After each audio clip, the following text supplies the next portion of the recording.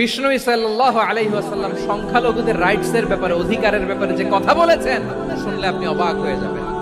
বিশ্বনবী বলেন, আলা মান যালামা মুআহাদান আও ইনতাকাসাহু আও কাল্লাফাহু ফাওকা তাআতিহি আও আখাযা মিনহু শাইআন বিগাইরি তিবি নাফসিন ওয়া আনা হাজিজুহু ইয়াউমাল কিয়ামা। খবরদার, জেনে রাখো, কেউ যদি কোনো সংখ্যালঘুর উপরে অত্যাচার করে, কোন সংখ্যালঘুর প্রাপ্য থেকে যদি কেউ কাউকে ঠকায়, সংখ্যালঘুর উপর যদি কেউ কষ্ট দেয়, কোন সংখ্যালঘুর সম্পদ যদি কেউ জোর করে কেড়ে নেয়, আমি কিয়ামতের দিন বিশ্বনবী ওই সংখ্যালঘুর পক্ষে আর ওই মুসলমানদের বিপক্ষে বাদী হয়ে দাঁড়াবো।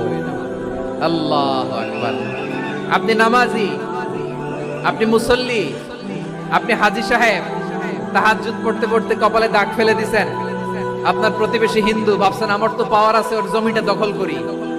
বিশ্বনবী বলেন, কিয়ামতের দিন ওই হিন্দুর পক্ষে তোর বিরুদ্ধে আমি বাদী হয়ে দাঁড়াবো।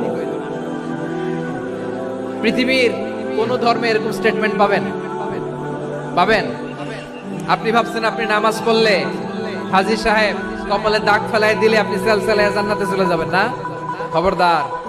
বিশ্বনবী বলেন, কোন সংখ্যালঘুর উপর যদি কেউ আক্রমণ করে, তার প্রাপ্য তাকে না দিয়ে যদি তাকে ঠকায়, তার উপর জুলুম করে, তার সম্পদ যদি কেড়ে নেয়, আমি নবী, তুমি মুসলিম হইতে পারো, মুসল্লি হইতে পারো, তার পক্ষে, তোমার বিপক্ষে আল্লাহর দরবারে বাদী হয়ে দাঁড়াবো।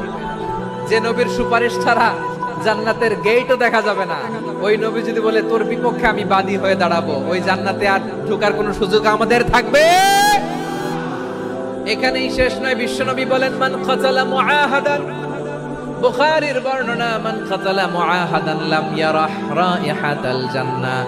কেউ যদি, কোন মুসলিম যদি অন্যায়ভাবে কোন সংখ্যালঘুকে হত্যা করে, কোন হিন্দুকে হত্যা করে, কোন বৌদ্ধরে হত্যা করে, অন্যায়ভাবে কোন মুসলিম যদি কোন সংখ্যালঘুরে হত্যা করে, জান্নাতে যাওয়া তো দূরের কথা, ওই মুসলিম জান্নাতের ঘ্রাণও পাবে না।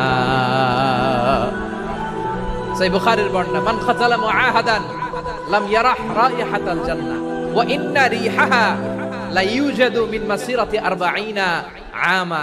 যে জান্নাতের ঘ্রাণ 40 বছর দূরের রাস্তা থেকেই পাওয়া যায়। সুবহানাল্লাহ পড়েন। এত দূরে থাকতে জান্নাতের ঘ্রাণ আপনার নাকে এসে ধাক্কা মারবে। বিশ্বনবী বলেন, যে ব্যক্তি কোন সংখ্যালঘুকে হত্যা করে, জান্নাতে তো ঢুকতে পারবেই না, জান্নাতের ঘ্রাণও তার নাকে লাগবে না। পড়েন নাউযু বিল্লাহ।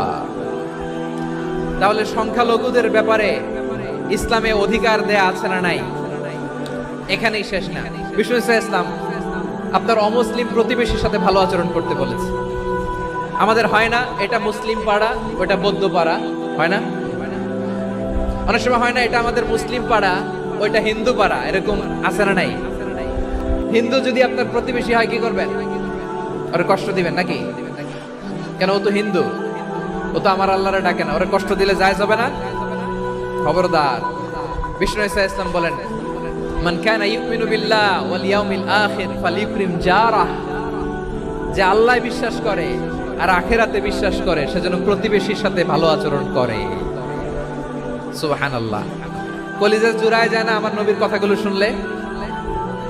যে আল্লাহ বিশ্বাস করে, যে আখিরাতে বিশ্বাস করে, সেজন্য প্রতিবেশীর সাথে ভালো আচরণ করে। এখানে বলছে মুসলিম প্রতিবেশী বলছে,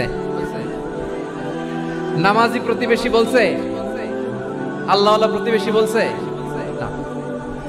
প্রতিবেশী আস্তিক হোক নাস্তিক হোক, প্রতিবেশী মুমিন হোক মুশরিক হোক, প্রতিবেশী হইলেই তার সাথে ভালো আচরণের দরকার আছে না নাই? বিষ্ণু ইসলাম ওনার ইহুদি প্রতিবেশীর বাসায় যেতেন। কোন প্রতিবেশী? ইহুদি। এক ইহুদি কিশোর বিষ্ণু ইসলামের খেদমত করতে, ইহুদি ছেলে আমার নবীর খেদমত করতো, তারা ছিল নবীর প্রতিবেশী। তো অনেকদিন হয় ইহুদি ছেলেটা আসে না। বিশ্বনবী খোঁজ দিলেন, ঘটনা কি? একটা ইহুদি ছেলে না আমার খেদমতে আসতো, ছেলেটা কই? খোঁজ নিয়ে জানলেন ছেলেটা অসুস্থ। বিষ্ণু ইসলাম ওই ইহুদির বাড়িতে চলে গেলেন ওই ছেলেটাকে দেখা করার জন্য, ভিজিট করার জন্য। সুবহানাল্লাহ পড়বেন না? গেলেন, যে দেখে ইহুদি ছেলেটা মুমূর্ষ, জান যায় যায় ভাব, বিছানায় পড়ে আছে, তার বাবা দাঁড়ানো। বিশ্বনবী তার মাথার পাশে বসলেন, মাথায় হাত বুলিয়ে দিলেন, আর ছেলেটাকে বললেন, আসলিম, হে ইহুদি ছেলে, আসলিম, ইসলাম ধর্ম গ্রহণ করো। তো ছোট্ট ছেলে ভাবে আমরা ইহুদি, এখন ইসলাম ধর্ম গ্রহণ করলে আব্বা যদি বকা দেয়, ফানাযারা ইলা ওয়াজহি আবি, ছেলেটা তার বাবার চেহারার দিকে তাকালো, দেখে আব্বা কি করে। আব্বা যদি বলে তাইলে ইসলাম ধর্ম গ্রহণ করবে। ইহুদি ছেলেটা তার বাবার দিকে যখন তাকালো, ওর বাবা বলে আতি আবুল কাসিম, আবুল কাসিম যা বলে তাই করো। আবুল কাসিম হচ্ছে বিষ্ণু ইসলামের একটা কুনিয়াত, উপনাম। আমার রাসূলের বড় ছেলের নাম ছিল কাসেম। যেমন দেখবেন আমাদের এলাকায় কারো ছেলের বড় ছেলের নাম যদি হয় আব্দুল্লাহ, এরা আব্দুল্লাহর বাপ বলে ডাকে। কারো বড় মেয়ের নাম যদি হয় ফাতেমা, এরা কি ডাকে? ফাতেমার বাপ বলে না? তো বিষ্ণু ইসলামের বড় ছেলের নাম ছিল কাসেম। ইহুদি বাবা বলল আতি আবুল কাসেম, আবুল কাসেম যা বলে তাই শোনো, মানে মোহাম্মদ যা বলে তাই শোনো। এই কথা শুনে ছেলে সাহস পাইছে, ছেলে আবার পড়তে আরম্ভ করলো আশহাদু আল্লা ইলাহা ইল্লাল্লাহ ওয়া আশহাদু আন্না মুহাম্মাদার রাসূলুল্লাহ, পড়েন আল্লাহু আকবার।